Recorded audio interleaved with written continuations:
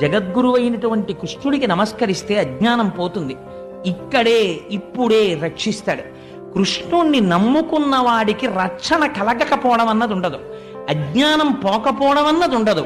ఆయన గురువై అజ్ఞానాన్ని పోగొడతాడు, ఈశ్వరుడై మీ కష్టాన్ని పోగొడతాడు, తండ్రి అయి మిమ్మల్ని కాపాడతాడు, తల్లి అయి మిమ్మల్ని ఆదుకుంటాడు. ఇన్ని చేయగలిగినటువంటి అవతారం అయా పరిపూర్ణమైనటువంటి కృష్ణావతారం.